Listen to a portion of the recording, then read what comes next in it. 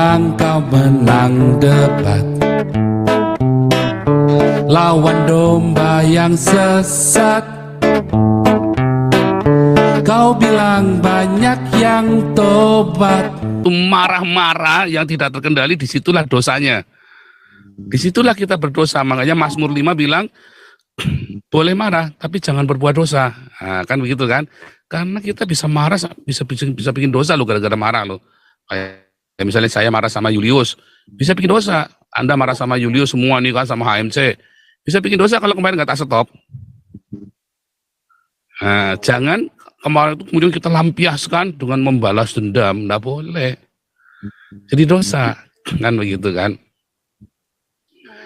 Nah, kalau saya kemarin naruh fotonya Julius kan bukan karena mau dendam, karena kita lagi nyari ini orang, bukan karena dendam, nah, ya kan? Tetapi kan saya udah nggak marah, memang nggak marah, bukan karena marah, saya nggak mau. Makanya begitu saya ngeliat orang-orang ini sudah pada, wah, udah nggak benar ini, saya stop, gitu ya, supaya kita jangan berdosa. Saya sedang mengajari Anda semua untuk jangan berdosa, melakukan sesuatu dengan dendam, sampai terobsesi dengan orangnya, sampai wah rasanya, nah disitulah dosanya. Bahasa roh yang benar yang mana? Bahasa roh yang benar itu yang spontan. Di gereja sekarang diajarin bahasa rohnya. Beda dengan zaman dulu banget ya, pertama kali itu terjadi kegerakan yang pertama kali, gerakan karismatik. Spontan. Sekarang diajari, ikuti saya, ikuti saya. Nah itu enggak boleh. Biarkan itu spontan, bahasa roh itu. Ya, yang ketiga, ya, waktu berbahasa roh itu harus ada yang menerjemahkan, harus ada yang mengerti. Kalau misalnya dia lagi rame-rame, nggak ada yang ngerti semuanya, itu bahasa roh yang salah. Sony. Terima kasih Pak Paul. Ya, Sony.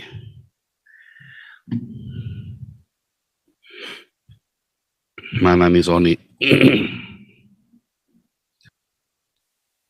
Oh, malam Pak Paul, shalom. Shalom. Ya, mau tanya beberapa. Ingat yang Koinonia 2 minggu yang lalu ya Pak, itu tentang penebusan ya? Ya. Betul. Saya kurang ulang-ulang masalahnya nih, jadi saya mau tanya lagi. Sebetulnya dosa pertama itu masuk lewat Adam atau Kain, Pak? Karena seringkali kan dari Kain. Jadi waktu Adam itu salah makan buah itu, artinya dia melanggar itu belum termasuk dosa. Karena nggak ada kata-kata Adam itu salah makan. Maksudnya bukan salah makan sih. Jadi dia melanggar dong perintah Tuhan yang nggak boleh makan itu. Enggak, bukan melanggar. Karena Tuhan tidak memerintahkan tidak boleh. Nah, mesti ngerti bahasa Ibrani ya. Di dalam bahasa Ibrani itu nggak ada kata jangan atau dilarang, itu enggak ada. Pilihan ya? Iya, itu konsekuensi. Pilihan. Kalau dilarang itu, Anda itu kalau dalam lampu merah, itu dilarang. Itu dilarang itu namanya. Benar nggak? Ya, nah, kalau pilihan, ya, nih, ada tiket, 2. 1 menuju ke Syria, 1 menuju ke Jerman. Kalau kamu ke Syria, ya itu perang tok. Kalau kamu ke Jerman, itulah ke Belanda, ya ke Eropa maksudnya, itu adalah tanah susu dan madu. Nah, kalau saya bilang kamu pergilah ke tanah susu dan madu. Gitu loh. Terus kamu pilih ke Syria, ya karena dewe toh, suka-sukanya kan. Nangkap nggak? Jadi kalau dia ternyata konsekuensi, belum ada benih dosa itu sebetulnya. Nggak ada. Lalu kalau Kain tiba-tiba berdosa, dia benihnya dari mana, Pak? Benihnya kan dari dia tidak bisa menguasai tesukahnya. Itu kan menjadi inti dari dosa kan adalah tesukah, hawa nafsu. Bukan pilihan lagi itu ya Pak? Bukan pilihan lagi. Bukan pilihan. Orang kalau tidak bisa menguasai kan dia boleh milih mau kuasai atau enggak. Orang-orang yang tidak menguasai tesukahnya maka dia berbuat dosa. Coba, seks dosa apa enggak? Ya tidak sebetulnya. Orang yang tidak bisa menguasai seksnya itu dosa. Benar? Ya. Bukan seksnya yang dosa. Tapi ketika kita terus apa titiknya diumbar kemana-mana, itulah yang dosa, ya kan? Ya. Nah terus misalnya marah itu dosa enggak? Tergantung.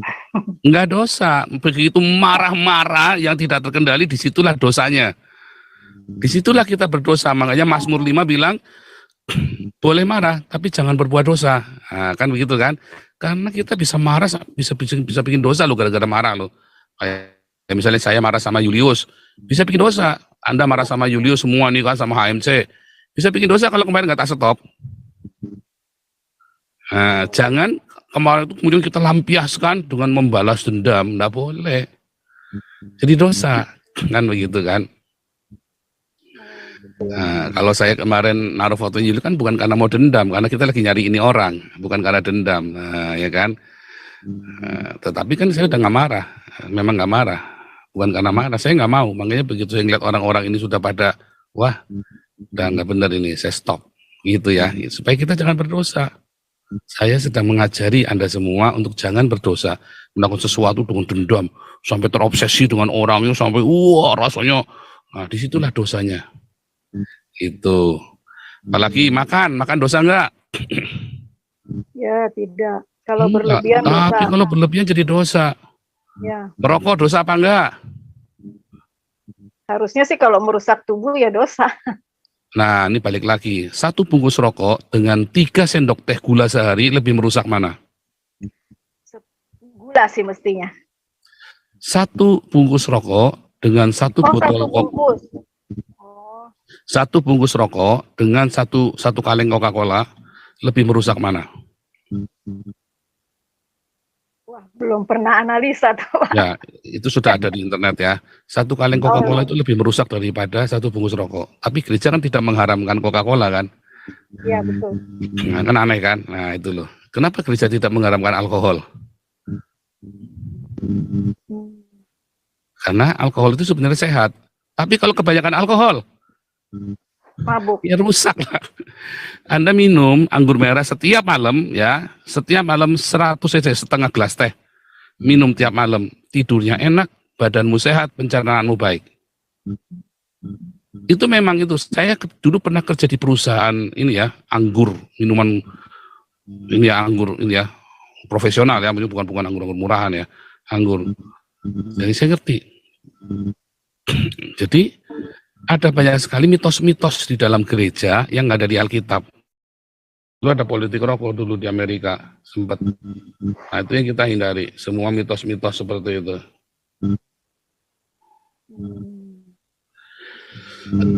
Nangkep ya? Ya. Jadi maksudnya tadi penebusan itu enggak termasuk yang dosa warisan itu ya, Pak? Masuk ke situ enggak? Mana ada dosa waris? Enggak ada mana ya? Pernah, mana Alkitab dosa waris itu enggak ada. Alkitab enggak pernah sebut dosa waris loh. Kenapa sering disebut ya itu ya istilahnya? Enggak ada. Jadi hati-hati ya. Makanya ikut kelas evangelis ya, ikut kelas evangelis nanti diajarin semua. Kelas evangelis, kelas apologetik. Kalau ada waktu hari Sabtu jam 10 ikut kelas seminari online ya, seminari online setara S1 sampai S2 ya. Kita yang 3 tahun selesai setara S1, 5 tahun selesai setara S2, 4,5 tahun sebetulnya ya, 4,5 tahun setara S2. Seminari online, kita nggak ada pelajaran bahasa Indonesia, Pancasila, bahasa itu nggak ada ya, kewiraan nggak ada. Jadi kita ngirit 1 tahun, ngirit 2 semester itu pokoknya ya. Langsung seminari online. Ikut aja daftar ya, itu ada di layar YouTube Anda. Yang evangelis sedang ikut kok Pak. Oh, yang evangelis sedang ikut ya, bagus ikut ya, evangelis. Ikut yang Selasa, ya. Nanti ada di kelas apologetik ya tentang dosa lebih detail, 2 sesi, 3 sesi malah khusus.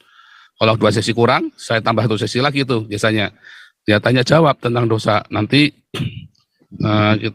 situ diskusi. Nanti semua ikut ngomong ya, ikut ngomong. Tapi kalau saya kasih ayatnya, terus jangan ayatnya itu itu maksudnya begini, jangan. Ini pokoknya ayatnya sudah jelas tertulis. Kalau saya mah selalu ngasih yang tertulis plek apa adanya begitu. Gitu ya. Nah, jadi yang ditebus itu kan Pak roh, jiwa, dan tubuh ya. Maksudnya Pak Paul kemarin menerangkan begitu ya, roh, jiwa, dan tubuh. Apa itu maksudnya, menerangkan apa? Yang ditebus. karya penebusan Yesus itu Tubuh? adalah untuk roh, jiwa, dan tubuh ya? Enggak ada bilang begitu. Bukan roh dan jiwa saja? Enggak. Saya nggak ada bilang begitu. Ini tentang apa nih? Saya nggak mesti setel ulang. Enggak, yang koinonia kemarin itu. Iya, tapi saya nggak ada bilang begitu. Karena roh kita itu punyanya Allah sendiri, apa yang mau ditebus. Jadi hanya jiwanya aja? Iya, jiwa kita yang ditebus. Yang ditebus apa sih orang itu? Nah, hari ini kita belajar itu lagi ya. Hari ini kita masih belajar itu kok. Yang ditebus itu jiwanya ya. Kita didamaikan. Jiwa kita didamaikan. Ditebus. Ya, ditebus dan didamaikan. Itu ya. Makanya nanti kita hari ini. Ya. Ya, satu lagi boleh. Itu kan kemarin Pak Paul singgung kebetulan bahwa Injil diberitakan kepada segala makhluk. Saya sedikit kurang paham. Yang dimaksud akhirnya ke hewan. Kebetulan saya animal lover nih, jadi sedikit senang mendengarnya. Ya. Itu maksudnya gimana? Injil tuh, artinya apa Injil? Ya, saya tahu kabar baik, kabar tentang apa?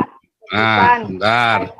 Kalau kabar baik itu harus diterima oleh segala makhluk. Kalau orang-orang ini sudah menerima kabar baik, terus jiwanya jadi baik nggak? Jadi baik. Jadi baik. Kalau ngelihat ada ayam terus dipotong lehernya masih lari-lari, kira-kira orang ini sudah terima Injil apa belum tuh ya? Harusnya belum. Belum. Kalau ngelihat ada sapi ya, waktu motong sapi itu diseret-seret begitu ya. Ingat kalau hari raya korban itu di depan masjid itu sampai sapinya nangis begitu kan? Itu terima kabar baik nggak? Belum, tidak. Enggak. Ya orang-orang ini jahat, suka nganiaya. Kenapa dia suka nganiaya binatang? Ada yang kalau nganiaya binatang, misalnya cicak, hari ini dipotong ekornya, besok kakinya satu kanan dipotong, satu lagi dipotong. Ada orang yang begitu ya, gejala psikopat. Orang ini pasti belum menerima Injil. Kalau orang sudah menerima Injil, ya, dia tidak akan melakukan tindakan yang sadis kepada binatang. Bahkan, kenapa dia tetap makan binatang kalau begitu? Dan memang binatang itu memang diberikan untuk dimakan. Kalau di Taman Eden, kita nggak makan binatang. Begitu keluar dari Eden, manusia makan binatang. Ya. Nah, tapi cara makannya pun, jangan gitu kita mancing, habis mancing dilepas lagi. Itu kan nyiksa kita kan? Ya. Jadi sebetulnya tindakan mancing dilepas lagi saya nggak setuju loh. Itu nyiksa loh, itu sakit ya. Bayangin aja, pancing dilepas lagi, dan biasanya ikan yang dipancing dilepas lagi, ya nggak biasanya. Kalau ikan tambak kalau dipancing dilepas lagi mati, ya. Ikan tambak itu kalau dipancing dilepas lagi mati. Jadi terus ada orang yang suka nembakin burung cuma buat hobi saja, udah ditembakin, terus udah tinggal pergi. Kaki burung itu bagaimana kan? Nah itu orang itu udah terima Injil belum? Belum. Enggak. Kalau orang yang sudah terima Injil, maka dia akan memberitakan Injil kepada binatang-binatang ini. Memberitakan apa? Memberitakan kebaikan itu, kabar baik. Dia harus lestarikan. Coba burung ditembakin semua. Coba di Jakarta. Susah ya dengar suara burung ya. Di Indonesia itu dengar suara burung itu istimewa. Kalau tinggal ya, kalau di perumahan Anda. Kecuali yang perumahan baru ya, yang baru buka lahan. Kalau di Eropa ini kita tiap hari dengar suara burung apa saja di sini nggak boleh ditembak. Kita kalau pergi ke kanal ya, di Belanda ini banyak sekali kanal. Itu ada banyak sekali bebek di situ, bebek liar, bebek yang terbang dari Alaska, yang dari mana dari ya. Itu nggak boleh ditembak itu. Kalau ditembak kita bisa denda. Supaya lestari. Tapi kita ngasih makan bebek di danau juga nggak boleh. Kenapa? Nanti danaunya bau. Bebeknya penyakitan juga. Bagus ya. Bukankah itu Injil bagi segala makhluk? Oh, maknanya ke situ ya Pak Paul ya. Iya. Artinya Roma 8 bilang apa? Roma 8, sebab segala makhluk menanti-nantikan saatnya anak-anak Allah dinyatakan. Begitu anak-anak Allah itu mengalami pemulihan dalam rohnya, dia akan jaga environment. Ya kan pohon-pohonan pun semua diterabasin semua, nggak boleh. Harus dilestarikan. Di Belanda ini mau bangun perumahan susah, kenapa? Padahal banyak hutan loh. Tapi motong satu pohon pun izinnya bisa berbulan-bulan. Motong satu pohon saja izinnya berbulan-bulan. Nggak boleh dihitung ya, jumlah populasi pohon itu dihitung di sini. Ada kemarin ya saya lupa ya kotanya itu ya, kemarin demo mau bikin perumahan baru. Bukan mau bikin perumahan baru, mau bikin pabrik baru. Terus orang-orangnya naik pohon, ya yang demo-demo itu terus semalam-malaman badannya diikat di pohon, coba saudara. Naik pohon terus badannya diikat di pohon. Jadi kalau dia mau nebang pohon itu, pasti kan jatuh pohon itu orang ikut mati nanti kan, ketimpa pohon kan. Sampai segitunya coba. Oke, lanjut. Itu ya, jadi Injil itu bagi segala makhluk, termasuk bagi ya. Bahkan kalau kita nanam punya tamannya itu pohonnya kita ajak ngomong ya. Itu nanti subur loh. Kalau di Taman Buah Mekarsari dulu, itu sampai dikasih musik-musik klasik ya, tanamannya ya. Itu sudah ada risetnya ya, ada riset. Tanaman dikasih musik klasik, ternyata tanamannya bagus. Itu ya. Oh, jadi ayat dari Markus itu ke sana ya Pak? Iya. Kalau kembali lagi ke penebusan, ini pertanyaan penting nggak penting mungkin bagi semua orang, tapi buat saya lumayan penting Pak. Sebenarnya di surga nanti ada hewan nggak sih Pak? Gimana? Di surga itu nanti ada hewan nggak? Nggak ada. Ada ya? Nggak ada ya. Nanti jadi begini. Ilustrasi ya Pak, saya pernah baca bahwa nanti dari pun akan duduk bersama dengan singa atau di kerajaan 1000 tahun. Oh, berarti nanti masih ada makhluk itu ya? Ya, di kerajaan 1000 tahun itu ada. Kita akan duduk sama singa, sama ular tedung segala macam. Di kerajaan 1000 tahun itu Yesaya 11 sama Yesaya 65 lagi cerita kerajaan 1000 tahun. Tapi makhluk yang baru ya Pak, bukan yang sudah mati. Masalahnya bayangan saya sudah rip. Saya suka berhayal. Pokoknya itu ya apa adanya begitulah. Oh. Bukan rip ya, itu benar-benar di alam nyata ini. Ya. Itu nanti ada di kelas apologetik ya, tentang kerajaan 1000 tahun. Oke. Ada semua ya, jadi kenapa saya bisa tahu saya nggak ngomong ini, nggak ngomong itu, seperti kamu bilang tadi, kamu salah dengar, karena pengajaran yang saya ajarkan itu tersistematis. Jadi saya tahu persis apa yang saya omongkan, apa yang saya ajarkan. Ada satu garis sistematiknya, yang ini pasti nggak mungkin ini pasti nggak mungkin ini. Ada logika yang kita tarik. Gitu ya. Nah, makanya ikut pelajaran kelas evangelis dan apologetik apostolik, nanti Anda tahu. Lanjut, Dr. Andre Hart. Shalom, Pastor. Shalom. Ini nanti nyambung sama Bu Aldo itu ya. Saya pernah dengar itu dari rahib terkenal ya, apa dia, Katolik karismatik sebetulnya dia. Ya. Itu mengatakan bahwa Roh Kudus itu adalah roh kasih. Jadi itu berbahasa roh sama seperti seorang ibu yang bersenandung pada bayinya sehingga bayinya tertidur. Padahal senandungnya tuh kita orang lain nggak ngerti apa yang dia maksud, tapi bayinya ngerti. Nah itu roh kasih begitu mendalam. Makanya kan kita mengatakan kalau Allah itu agape, tapi saya dulu mengatakan foge ya. Jadi berkorban, kasih yang berkorban juga dari orang tua pada anaknya. Itu saya pernah mendengar. Yang kedua, kita manusia sebetulnya baru memakan hewan itu setelah Nabi Nuh, benar nggak, Pastor? Karena Nabi Nuh itu setelah Adam dan Hawa keluar dari Taman Eden, mereka kemudian makan hewan. Oh.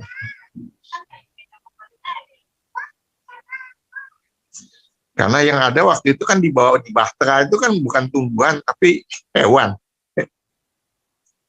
Ya. Kalau tumbuhan kan nggak perlu masuk Bahtera, ya kan? Walaupun mati, tapi benih itu kan ada di dalam tanah, ya kan, tumbuh sendiri nanti kan. Yang matinya itu kan tumbuh lagi setelah dia mengalami masa dorman, ya kan? Nah itu kan baru. Lalu Pastor, itu kalau banjir itu waktu zaman Nabi Nuh terbatas di daerah Mediterranean atau memang di seluruh dunia? Seluruh dunia. Termasuk di Cina ya? Ya, seluruh dunia mencatat ada banjir besar loh. yang membunuh semua makhluk hidup di dunia, seluruh dunia. Arkeologi semua seluruh dunia ada. Tapi kan mereka karena pencatatannya kan beda-beda, sistem penanggalannya. Nah masalahnya kan tidak pernah ada orang mengkalibrasi dengan akurat kan. Itu. Jadi tapi banjir besar mau di Eropa, mau orang Afrika, mau orang suku Maya, mau orang Cina, ya mereka punya catatan tentang banjir besar yang membunuh seluruh dunia. Dunianya mereka paling tidak. Ya kan? Bahasa roh itu adalah bahasa kasih, itu benar ya. Nah kadang-kadang bahasa kasih itu diungkapkan di dalam lidah kita, sehingga lidah kita ikut berkata-kata. Ya, nah, itulah bahasa roh. Tetapi ikutilah saya, ya nggak ada, bohong itu. Buahnya bahasa roh selalu kasih. Ya, itu saya lagi sambil ke Alexis sambil berbahasa roh. Dulu saya pernah cerita dalam Tuhan bilang gitu ya. Saya lagi di Alexis berbahasa roh ini ya, namanya bahasa roh itu hebat. Padahal saya lagi bikin dosa, saya berbahasa roh. Lalu tukang pijatnya, dia bilang itu ya wanita di Alexis itu langsung terkapar dan berbahasa roh juga. Saya emang nggak percaya ya dia ngomong cerita begitu ya.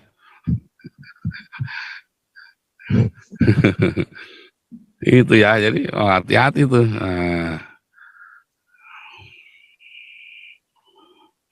Ya, begitu Pak. Ya, terima kasih Pastor.